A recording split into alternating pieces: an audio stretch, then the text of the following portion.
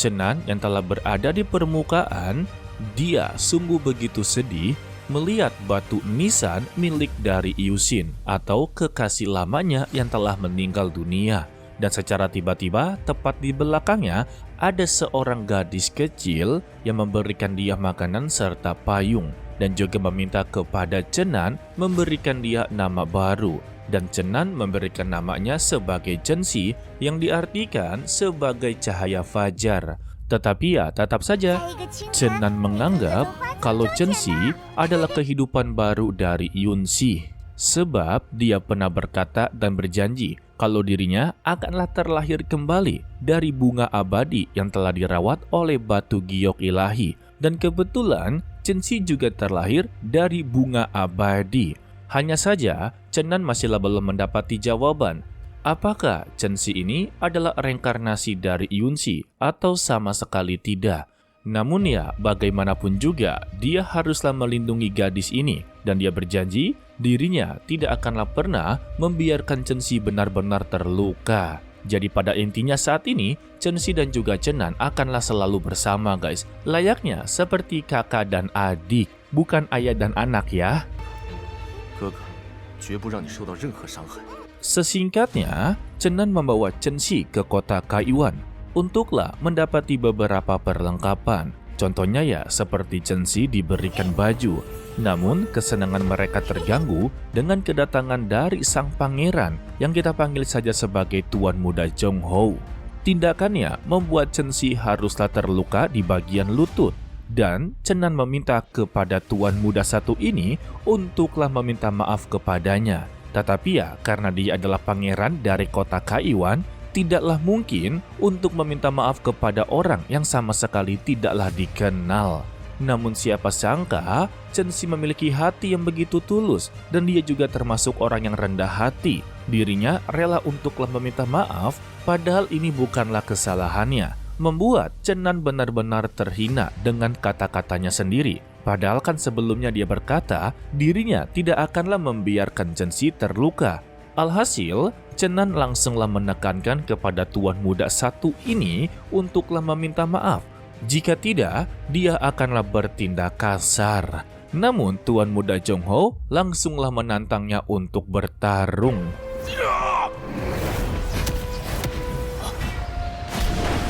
Dan ketika berada di luar, Cenan langsunglah mengambil ancang-ancang dan tinju langsunglah dilayangkan membuat Tuan Muda satu ini langsunglah terpental. Seluruh bawahannya menjadi begitu ketar-ketir. Padahal ya untuk Cenan masihlah berada di bela diri tingkat ketiga. Ya itu hanya tampilannya saja. Aslinya dia sudah hampir menjadi seorang dewa. Dan Cenan memperingati kepada dia untuklah jangan melawan lagi. Karena kekuatan dia sama sekali tidaklah sebanding dengannya. Akan tetapi perkataannya malah menyulut emosi dari sang tuan muda. Dia langsung memanggil naganya yang berada di tingkat ke-6. Di sini kalian haruslah tahu ya, kesatria naga jauh lebih kuat dari para kultivator. Ya perbandingannya 1:3 lah ya guys.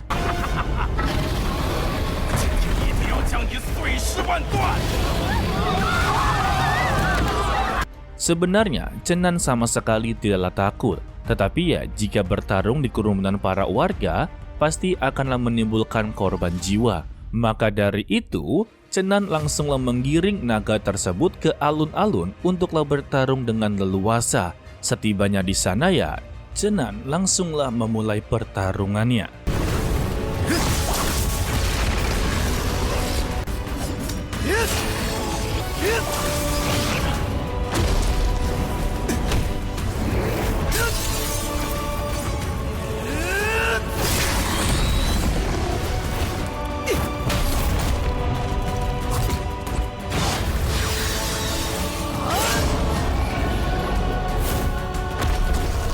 Dan ketika Cenan hampir saja berhasil mengalahkan naga tersebut, tiba-tiba kekasih dari sang pangeran langsunglah menyandra Censi. Dengan ancaman, jika dia bergerak ataupun menyerang sekali lagi, Maka sebagai bayarannya adalah nyawa dari Chen Xi. Alhasil, Chen Nan sama sekali tidaklah fokus dalam pertarungan. Dikarenakan ya, Chen Xi dilempar ke sana ke sini. Sebetulnya untuk Chen Nan, dia sungguh begitu sangatlah kesal dan inginlah mengakhiri mereka semua. Tetapi ya, posisi dia ini bisa dikatakan sungguhlah begitu sulit guys. Jika dia menyerang ke arah mereka bertiga, sudah pasti Chen Xi akanlah ditebas dengan begitu mudah. Dan jika dia menyerang ke arah Tuan Muda atau Sang Pangeran, sudah pasti juga Chen Xi akanlah mendapati masalah yang sama. Dan gara-gara semua ini, Chen Nan haruslah mendapati serangan bertubi-tubi.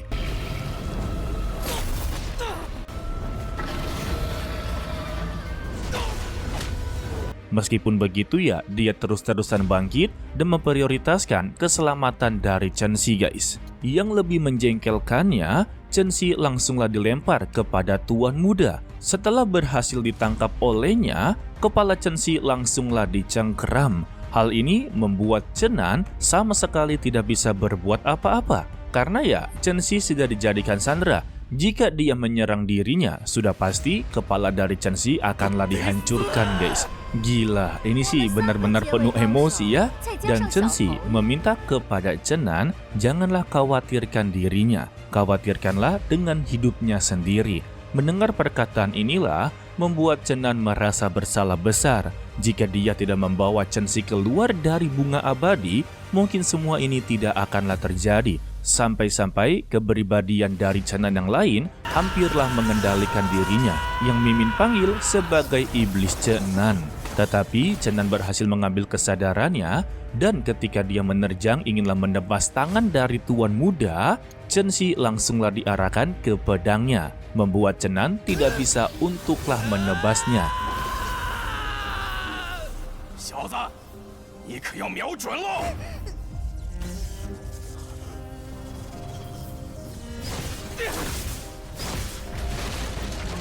Alhasil, dia pun terkena hantaman.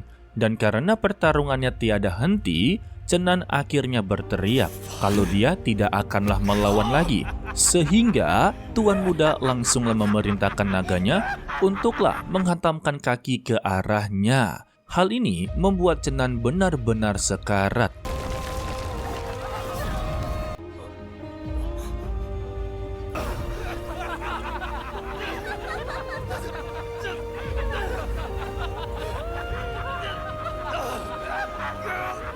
Sampai-sampai dia pun berada di lautan kesadarannya yang telah ditunggu oleh iblis Chen Nan. Dia mempertanyakan sejak kapan dia menjadi orang yang tidaklah berdaya. Chen Nan membalasnya sejak dia kehilangan Yu Xin. Dan sang iblis membenarkannya, dialah penyebab kematian dari Yu Xin. Jika saja saat itu dia tidak membawa Yu Xin keluar, mungkin dia tidak akanlah meninggal dunia. Dan kali ini, nasib dari Chen Xi sama seperti Yu Xin. Jika saja dia tidak membawa Chen Xi keluar dari lembah 100 bunga, pasti dia tidak akanlah menderita seperti ini. Dan juga janganlah pernah berpikir kalau di dunia luar, Chen Xi bisalah mendapati kehidupan yang begitu layak. Apalagi dia telah berjanji untuklah melindungi Chen Xi dari mara bahaya.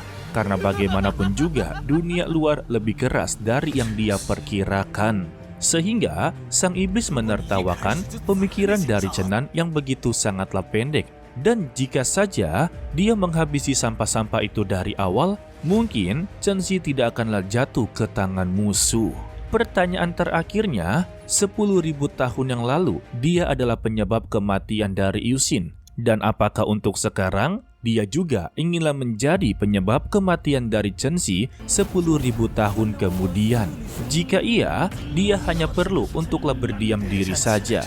Jika tidak, maka gunakanlah kekuatan dia untuklah menghabisi seluruh musuh-musuhnya. Mendengar semua ini, Chen Nan akhirnya memutuskan untuklah menjadi orang yang paling terkejam di dunia ini. Dan sang iblis ya meminta kepada dia untuklah gunakan seni mistik terbalik. Alhasil, rantai yang mengekang dirinya terlepas. Maka dengan begini, mereka berdua telah menjadi satu.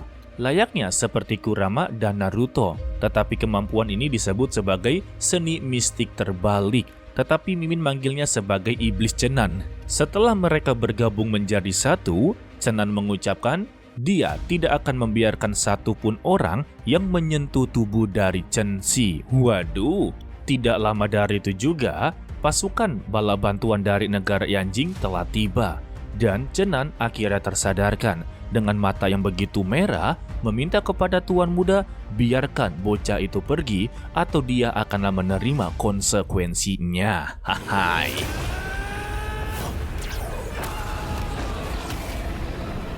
Tanpa babi bu, Cenan langsunglah menerjang dengan begitu cepat dan berhasil menebas tangan dari sang Tuan Muda. Tidak sampai di situ, tanduk dari sang naga berhasil direbut dan dia pun berjalan perlahan-lahan untuklah menancapkan tanduk ini ke kepala Tuan Muda sampailah meninggoy.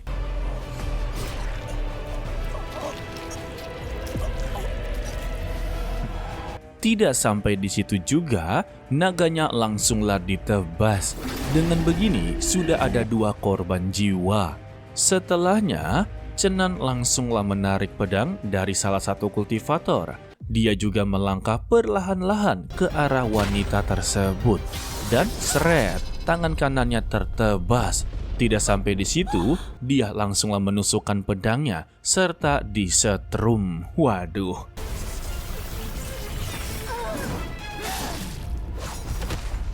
Hal ini membuat kedua pangeran muda menjadi begitu sangatlah ketar-ketir dan meminta kepada seluruh prajurit yang telah datang untuklah menghabisi nyawanya sekarang juga. Sang komandan yang mendengar perintah ini hanya bisa menghela napas. Namun bagaimanapun juga dia tetaplah mengikuti perintah dari 2 tuan muda. Sehingga dia meminta kepada seluruh pasukannya untuklah bersiap-siap. Untuk Cenan meminta kepada sang komandan janganlah ikut campur. Dia haruslah menyelesaikan mereka berdua. Mendengar ini, 2 tuan muda sungguhlah begitu ketar-ketir dan langsunglah melarikan diri. Tetapi sang komandan sama sekali tidaklah mendengarkan peringatan dari Cenan. Dia langsung menyuruh seluruh pasukannya untuk menyerang, yang membuat Cenan terpaksa untuklah menghabisi mereka semua. Sebelum itu, Cenan meminta kepada Chen Xi untuklah menutup matanya. Dan Cenan memberikan peringatan terakhir. Sebelum dia menghabisi 2 orang tersebut, maka tidak ada seorang pun dari mereka akanlah meninggalkan tempat ini hidup-hidup. Alhasil terjadinya pembantaian. 1 orang melawan ratusan prajurit.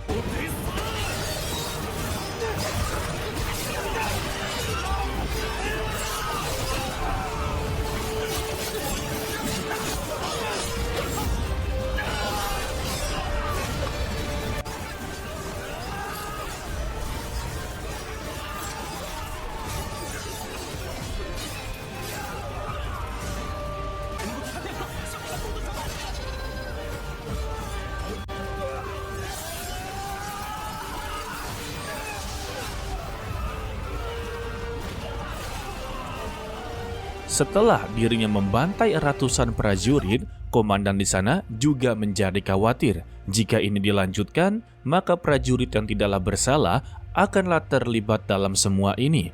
Tidak lama dari itu, datanglah seorang wanita yang dimana dia adalah kenalan dari Cenan, yang tak lain adalah Long Yu, dan meminta kepada Cenan untuklah berpikir dengan jernih. Jika terjadinya sebuah kesalahpahaman, mereka bisa untuklah membicarakannya agarlah tidak menjadi masalah besar. Mendengar nama dari Cenan, mereka semua akhirnya tahu kalau Cenan adalah pahlawan dari pelindung kerajaan Dongchu.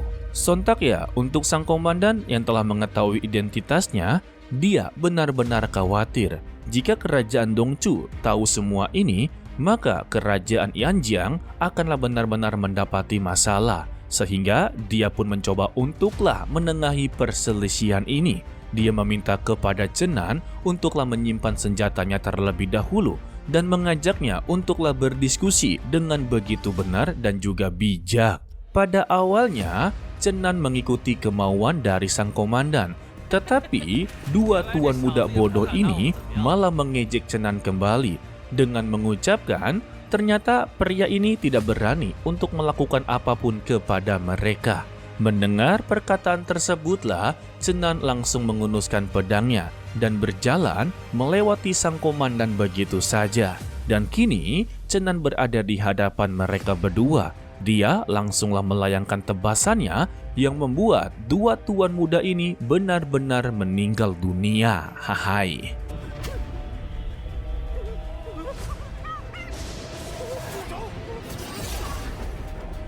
Dan karena tindakan dari Cenan membuat komandan besar sungguh begitu murka. Dirinya telah diacuhkan begitu saja, bahkan telah menghabisi dua tuan muda sekaligus. Dia akhirnya memberikan sebuah hukuman kalau Cenan haruslah dihabisi sekarang juga. Meskipun dia adalah pahlawan pelindung kerajaan Dongchu, dia akanlah mendapati hukuman yang begitu berat. Jadi, dia memerintahkan kepada seluruh pasukannya untuklah menghabisi Cenan sekarang juga. Sebelum itu, Cenan memperingati kepada mereka lagi. Peristiwa untuk hari ini, mereka haruslah mengenangnya dan dijadikan sebagai sejarah.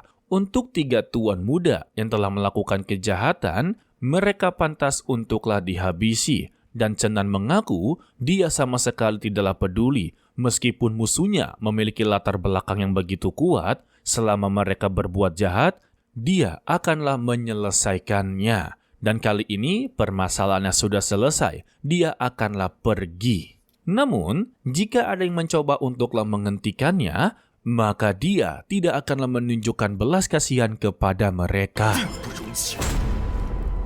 Tidak lama dari itu, pasukan utama dari Jenderal Yanjing telah datang. Dia juga sungguhlah dikejutkan serta murka ketika melihat putranya benar-benar meninggal dunia. Setelah mengetahui kalau lawannya hanya 1 orang dan berasal dari kerajaan Dongchu, harga dirinya benar-benar hancur dan dia tidaklah peduli. Meskipun dia berasal dari kerajaan Dongchu dan nantinya akanlah memicu sebuah peperangan, dia akanlah balas dendam atas kematian putranya. Sehingga dia meminta kepada seluruh pasukannya untuklah bersiap-siap dalam menyingkirkannya.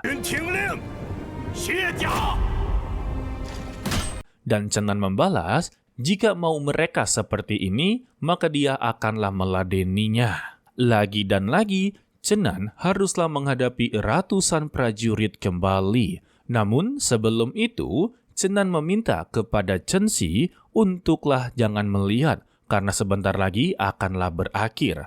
Dan pembantaian kembali terjadi.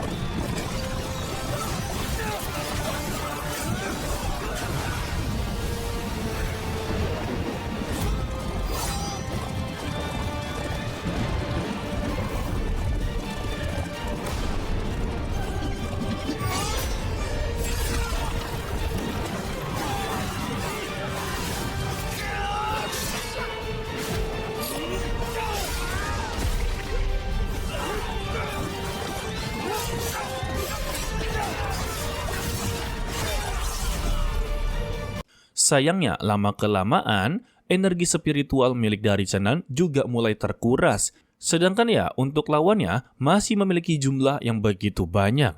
Namun secara tiba-tiba, datanglah seorang pria tua yang tak lain adalah Yang Lin. Dia adalah pria tua yang pernah membantu Cenan untuklah menyuruhnya pergi ke kota kekaisaran. Kedatangannya hanya untuk mempertanyakan di mana busur Hoi sekarang ini. Dan Cenan membalas kalau busur Hoi telah diambil alih oleh si monster tua. Mendengar ini, Yang Lin hanya bisa geleng-geleng kepala. Sebab para penguasa dari kerajaan Yang Jin sedanglah menuju ke arah sini. Jika mereka datang, maka situasinya akanlah berubah drastis. Sayangnya, baru saja mereka inginlah membuat peluang untuk melarikan diri, terdengarlah seorang kultivator yang begitu kuat, yang memiliki nama sebagai Tauran atau dikenal sebagai Manran. Dia tidak akan membiarkan mereka berdua pergi begitu saja. Sebab Cenan telah membuat sebuah dosa yang begitu besar. Dia telah menghabisi banyak sekali orang yang tidaklah bersalah. Tetapi Cenan langsunglah membalas. Dia melakukan semua ini demi untuklah melindungi dirinya. Dan dia dipertanyakan, jika dirinya berada di posisi yang sama, apa yang akanlah dia lakukan? Tetapi ya, Tauran sama sekali tidaklah menjawabnya. Karena baginya itu hanyalah sebuah alasan belaka saja. Lantas ya, Cenan langsunglah mengancamnya kalau dia adalah pahlawan dari pelindung kerajaan Dongchu. Jika dia menghabisi nyawanya ya, maka kerajaan Dongchu akanlah memulai peperangan dengannya. Tetapi Tauran sama sekali tidaklah peduli. Karena baginya ancaman seperti itu tidaklah akan berlaku. Dan dia yakin hanya dengan satu orang kerajaan Dongchu tidak akanlah turun tangan guys. Sehingga dia mengerahkan serangan telapak tangan ke arah Cenan. Sementara itu, di kota negara bagian Tongchu, kita diperlihatkan kalau nama dari Cenan semakinlah terkenal. Dan juga di sana ada si monster tua dengan Cuyu yang sedanglah membicarakan nama dari Cenan yang baru-baru ini menjadi terkenal. Tetapi bagi monster tua ya sebetulnya untuk kemampuan Cenan memang pantas dia semakinlah terkenal. Tetapi dia entah tahu apakah dengan dirinya yang telah terkenal, ini adalah sebuah kutukan atau sebuah berkah untuknya. Sementara itu ya, untuk Cenan, Censi, dan juga Dongdong sedanglah mencoba untuk bersembunyi dari pusat perhatian. Karena dirinya sudahlah dikenal oleh banyak orang. Jika dia masuk ke kota, itu akanlah menjadi pusat perhatian.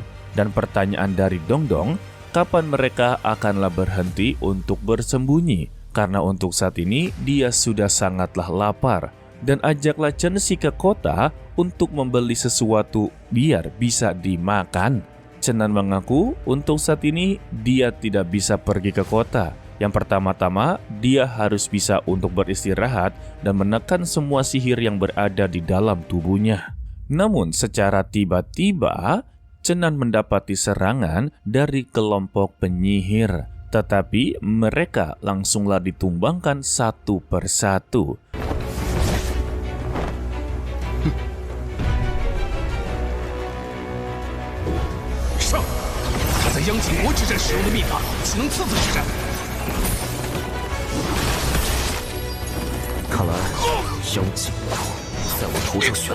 Bahkan ya, untuk orang terakhir, sama dia langsunglah dipermainkan, yang dimana tubuhnya dijadikan sebagai pijakan agarlah dia bisa terbang. Sehingga dia pun main kejar-kejaran sampai ke kota. Dan secara tidak disengaja, si monster tua tidak sengaja melihat Cenan melintas di depan matanya. Sampai-sampai ya dia batu karena tidak menyangka Cenan melakukan hal tersebut. Namun dia sempat tertawa kecil. Sedangkan untuk Cenan, dia telah berhasil mengalahkan dua penyihir terakhir. Dan dia sampailah di salah satu desa yang sudahlah tidak ditinggalkan oleh para warganya guys. Tetapi lagi dan lagi dia mendapati serangan dari salah satu wanita yang sedanglah menyamar. Tetapi Cenan mengetahui kalau orang yang berada di depannya adalah Mengkeer. Sayangnya Mengkeer telah berubah. Di sini dia telah dihasut oleh kepribadian gandanya, sebut saja seperti itu, yang dimana perintahnya dia haruslah menghapus seluruh masa lalunya, maka dengan begitu dia bisa untuklah maju ke depan.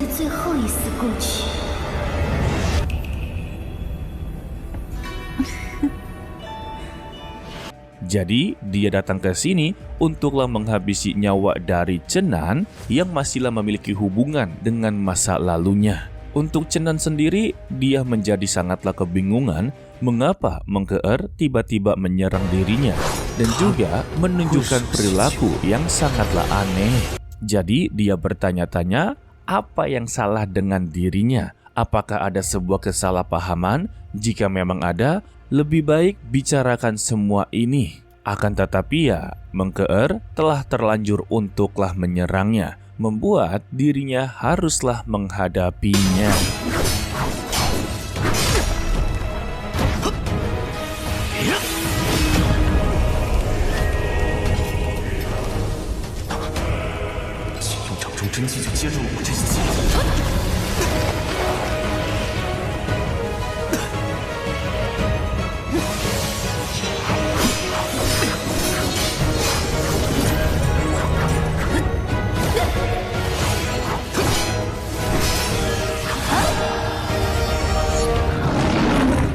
Tetapi selagi mereka bertarung, Dongdong dan juga Chen Xi telah berhasil untuklah menyusul.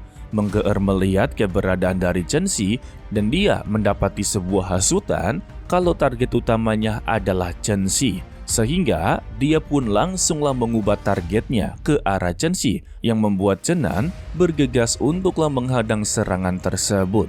Sehingga terjadinya bentrokan kekuatan.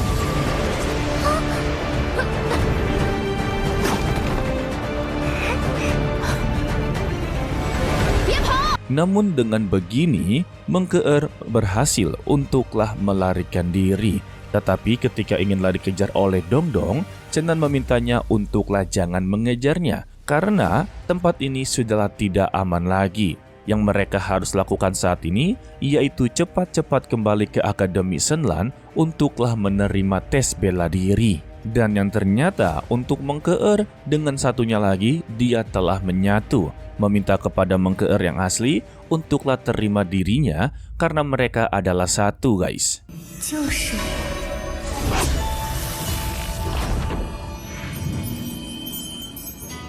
Sedangkan untuk Chenan, dia masihlah begitu sangat kebingungan mengapa Mengkeer tiba-tiba menyerang dirinya. Pasti ada sesuatu yang aneh telah terjadi kepada dirinya.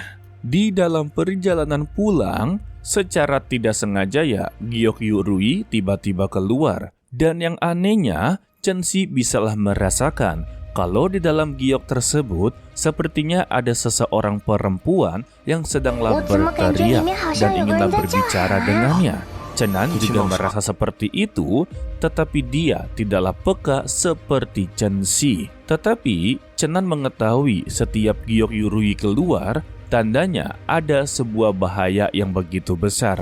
Dan kini dia keluar dengan keadaan yang begitu gelisah. Dan benar saja ya, di hadapannya Dongdong adanya sebuah kabut berwarna hitam dan diselimuti oleh petir berwarna merah. Hal ini juga dilihat oleh Chenan, membuat dia sangatlah penasaran sebenarnya apa yang berada di dalam kabut tersebut. Dan kita sedikit diperlihatkan sosok yang begitu menakutkan di dalam kabut tersebut dan memiliki sayap di punggungnya.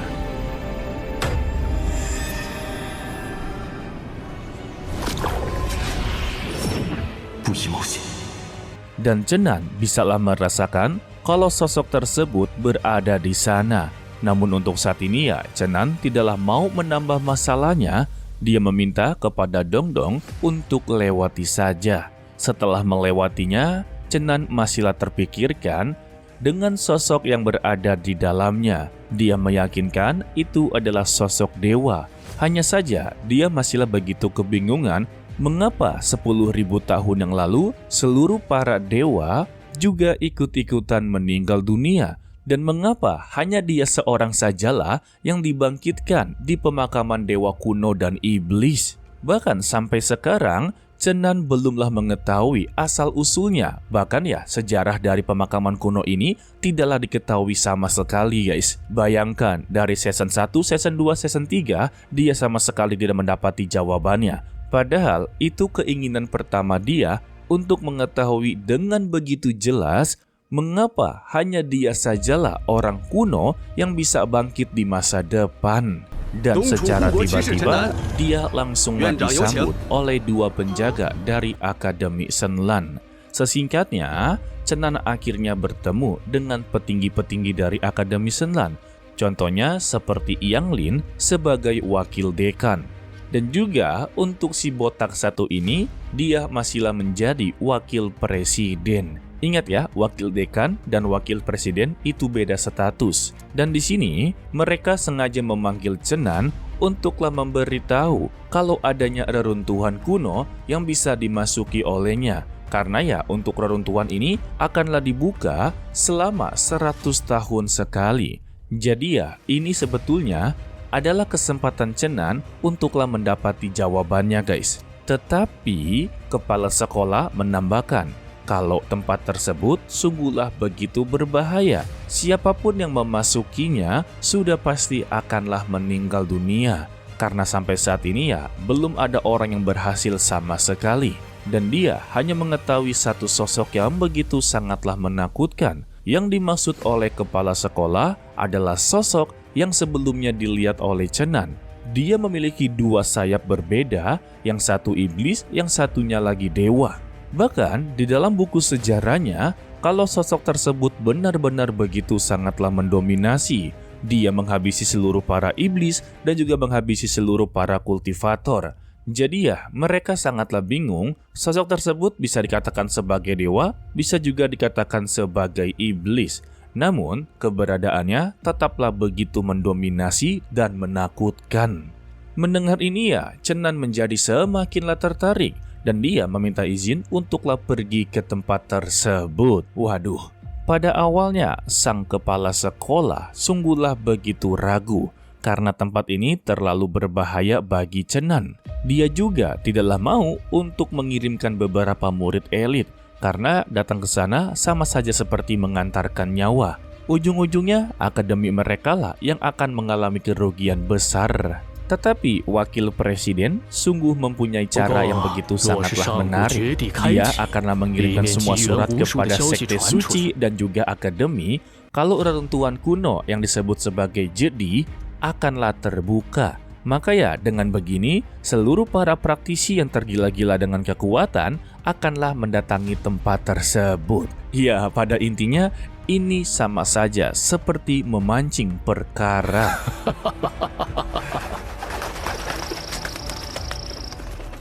Lalu pada malam harinya, Chenan terus-terusan memikirkan sosok tersebut yang dijuluki sebagai orang yang menantang surga. Waduh, itu mah Wang Lin ya. Dan dia juga berpikir apakah mungkin kalau orang ini benar-benar terkait dengan pemusnahan dewa 10.000 tahun yang lalu. Dan secara tiba-tiba, Dongdong yang sedanglah tertidur di luar, dia sama sekali tidaklah menyadari kalau tubuhnya terus-terusan menyerap energi spiritual.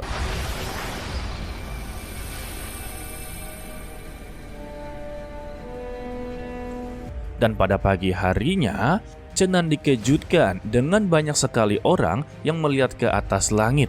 Yang ternyata ya itu Dongdong yang sedanglah melakukan sebuah evolusi. Sebut saja seperti itu ya. Tetapi Chenan tidak tahu apa yang terjadi. Dia mempertanyakan kepada wakil dekan dan juga kepala sekolah. Namun tiba-tiba Dongdong meminta pertolongan kepada Chenan.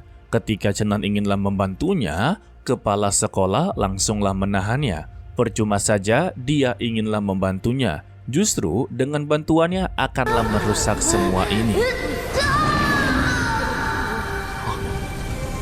Kepala sekolah memberitahunya kalau Dongdong adalah satu-satunya naga yang memiliki garis keturunan lebih mulia daripada naga timur dan barat. Dan saat ini dia akanlah menjadi dewa naga dari 6 alam.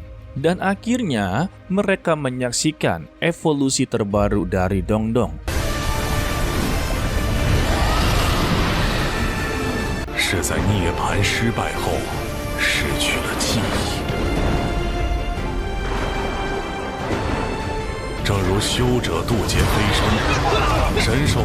Tetapi kepala sekolah memberitahu kepada Chenan kalau semua ini belumlah berakhir. Karena bagaimanapun juga, keberadaan naga itu sudahlah melanggar hukum langit dan bumi. Sudah pasti ya, dengan evolusinya, dia haruslah melewati hukum langit dan bumi. Atau biasa yang kita kenal sebagai bencana surgawi atau kesengsaraan surgawi ya guys. Jika nantinya Dongdong berhasil untuk melewatinya, maka sepenuhnya dia akanlah menjadi satu-satunya dewa naga untuk saat ini. Dan Cenan berteriak kalau dia harus bisa menerobos. Jika dia berhasil untuklah menerobos, dia akanlah mentraktir makanannya seumur hidup. Wadah. Dan mereka semua menyaksikan penerobosan dari Dongdong.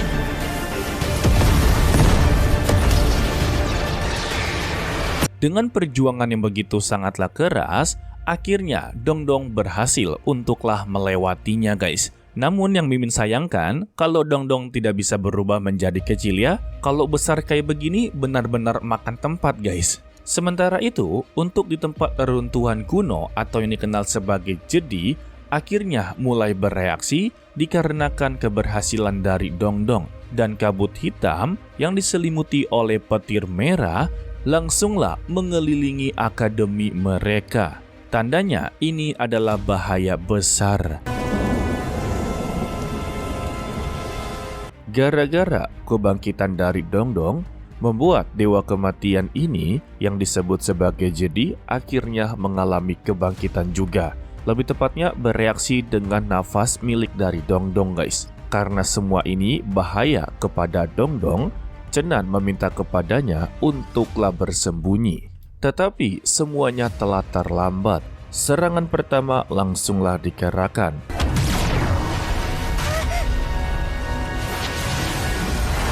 Dongdong yang mencoba untuklah menahannya, tetapi serangannya tidaklah cukup. Dikarenakan ya, dia telah menghabiskan kekuatannya untuklah melawan kesengsaraan Guntur guys. Melihat ini, Cenan juga tidak rela kalau temannya harus terluka.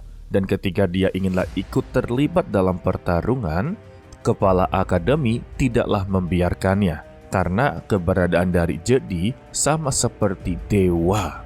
Bahkan ya, jika seluruh murid Akademi bergabung menjadi satu, masih belum memiliki kesempatan untuk menang guys, gile. Lalu serangan kedua langsunglah membuat Dongdong terhantam.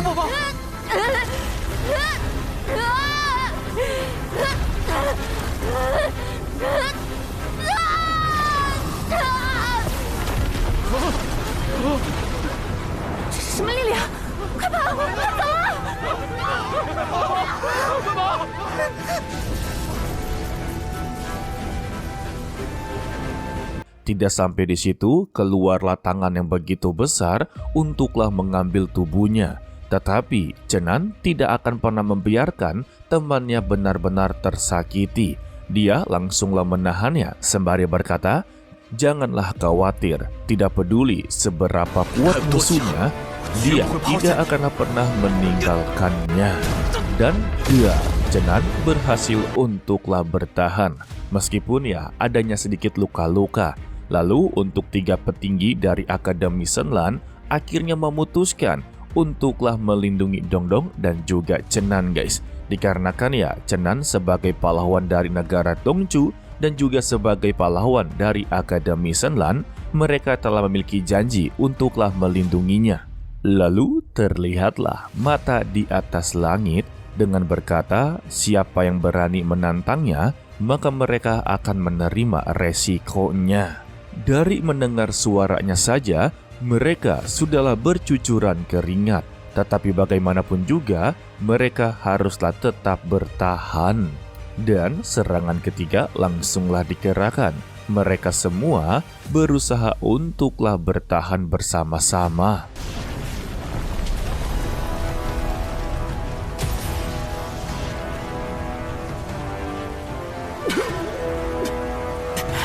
Sayangnya, mereka bertiga masih belum cukup untuk menahannya. Alhasil, lagi dan lagi, Cenanlah yang menahannya. Sampai-sampai, Cenan haruslah menggunakan kekuatan V lainnya lagi.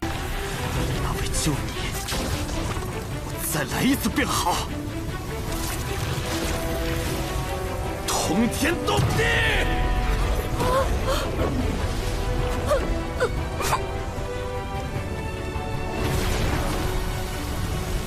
Dan secara tiba-tiba, Giok Rui kembali keluar. Untuklah membantu juga. Tetapi tetap saja pertahanannya tidaklah cukup. Membuat Dongdong merasa begitu bersalah. Dan akhirnya dia memutuskan untuklah menahan serangan ini dengan tubuhnya. Karena bagaimanapun juga, kedatangan dari Jedi hanya untuklah Dongdong.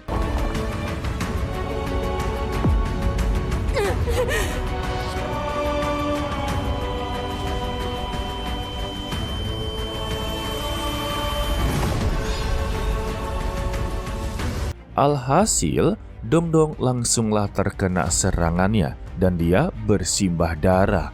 Chenan yang melihatnya lagi-lagi merasa begitu sangatlah bersalah besar karena dia memang tidaklah becus dan tidak bisa untuklah melindungi teman-temannya. Lagi-lagi menyalahkan dirinya guys. Dan Chenan meminta maaf karena ketidakmampuannya. Dan Dongdong tidaklah menyalahkan dia sama sekali. Tetapi dia meminta kepada Chenan berjanji kepadanya untuk di kehidupan selanjutnya jika mereka bertemu lagi, maka jadilah teman terbaiknya. Dan akhirnya dia pun menghilang dari dunia ini.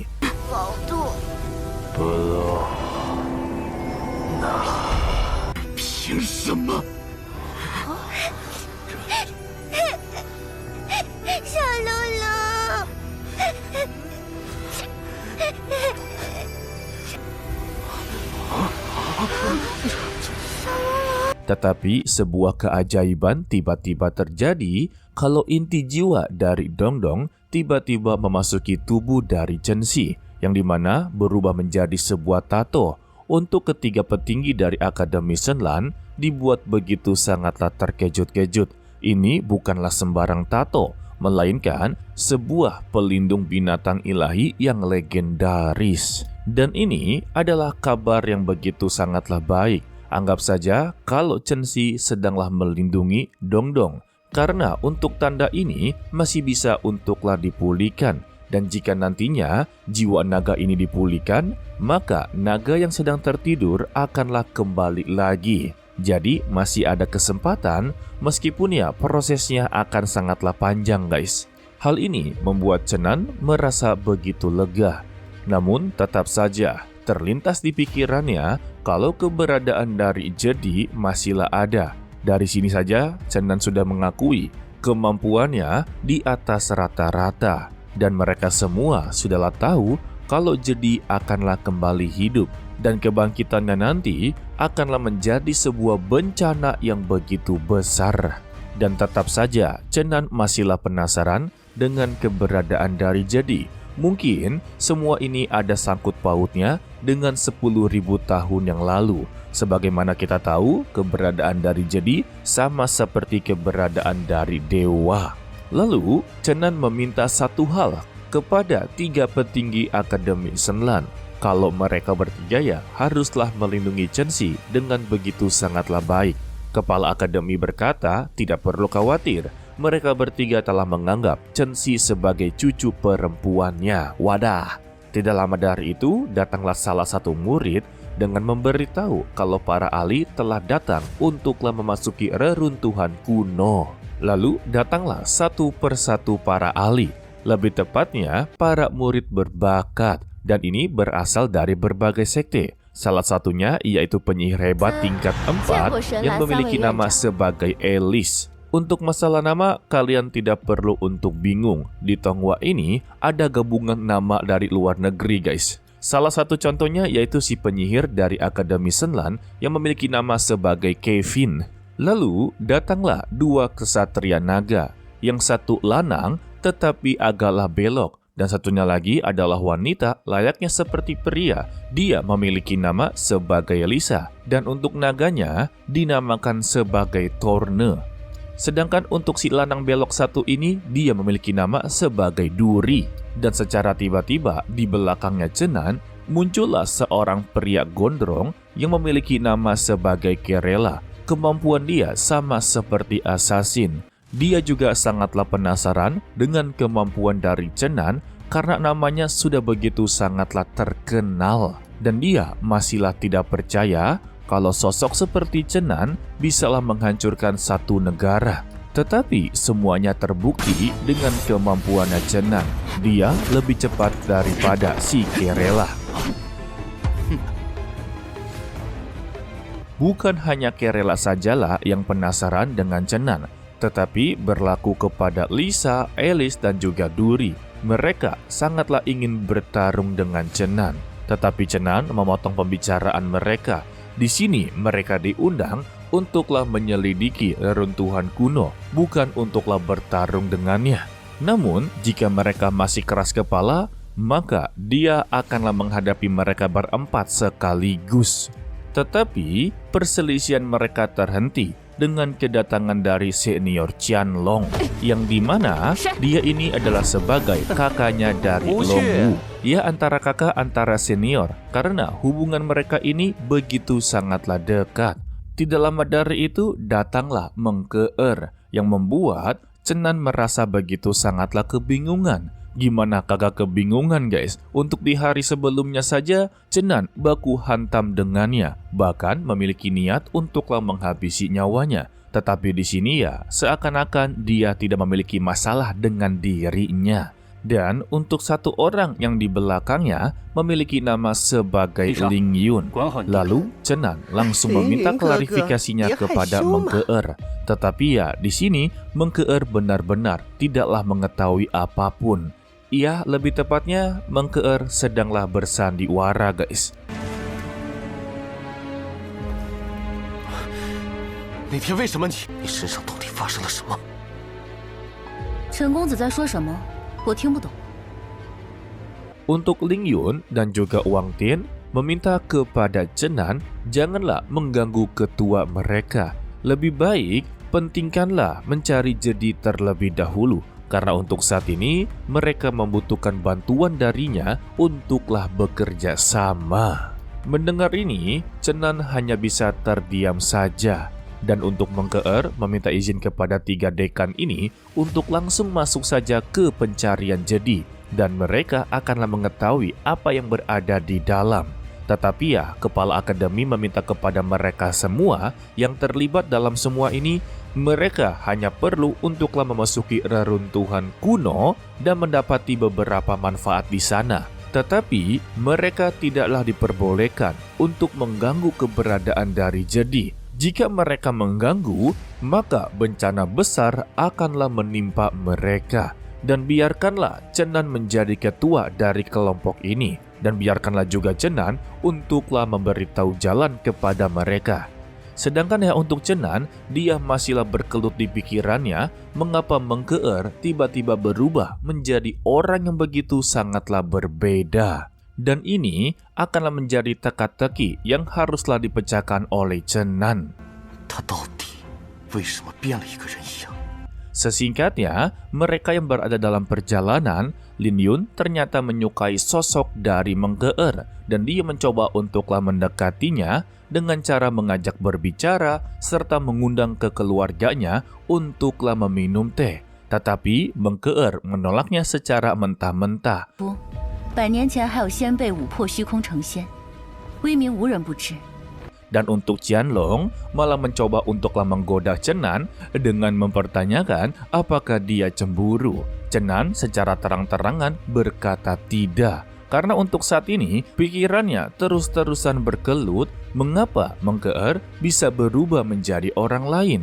Apakah ini semua ada sangkut pautnya dengan masa lalu dia? Seharusnya mereka berdua telah mengetahui masa lalu mereka masing-masing, yang dimana kita tahu kalau Meng Ke'er ini adalah pecahan jiwa dari Yunxi alias kekasihnya dari Chenan. Seharusnya ya sebagai pecahan jiwa, hati mereka berdua benar-benar terhubung. Namun Chenan juga berpikir kalau Meng Ke'er adalah keturunan dari leluhur Tan Taishuan, yang dimana sosok ini sangatlah dibenci oleh Chenan. Karena untuk di masa lalunya, Chenan kalah bertarung dengannya dengan posisi dicurangi. Namun sayangnya, semua ini hanyalah teka-teki. Semua pemikiran dari Chenan hanyalah praduga saja guys. Ketika mereka berada di pertengahan jalan, tiba-tiba medannya menjadi sangatlah berbeda. Mereka mendapati tekanan spiritual yang begitu kuat dan Cenan meminta kepada Lisa, perintahkanlah naganya untuk mendarat.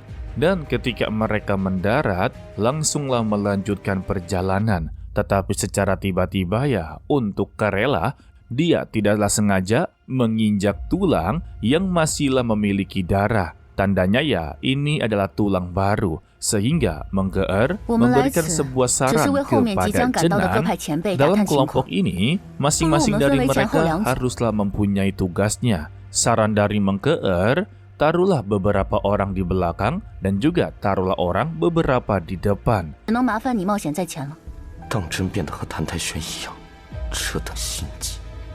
Tetapi ya, di dalam hati Cenan, itu adalah rencana omong kosong. Dan dia yakin Menggeer sama seperti Tan Taishuan di sebelum-sebelumnya. Dia berubah layaknya seperti orang lain. Lantas, Cenan mencoba untuklah mengikuti permainannya.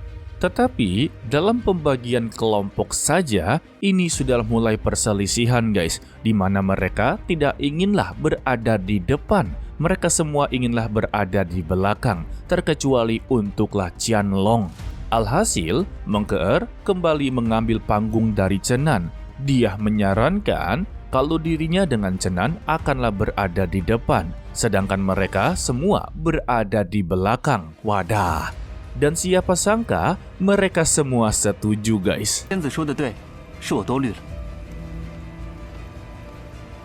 Sesingkatnya, mereka memasuki area baru. Di sana terlihatlah tengkorak yang begitu besar, layaknya seperti Titan. Dan juga untuk Cenan, terus-terusanlah menyinggung kepada Menggeer, apakah dia sengaja memberikan dua kelompok seperti ini agar dia bisa untuklah menghabisi nyawanya. Tetapi Menggeer tidaklah menjawab sama sekali guys. Dia hanyalah memberikan pernyataan yang berbeda. Lalu langkah mereka terhenti karena di depan mereka ini adanya sebuah portal. Baru saja melihatnya, Cenan merasakan tanda bahaya yang begitu besar dan dia berteriak memberikan peringatan kalau keberadaan itu telah bangkit dan mereka mencoba untuklah melarikan diri, tetapi semua itu sia-sia dikarenakan mereka semua telah tertangkap dan diseret untuklah masuk ke dalam.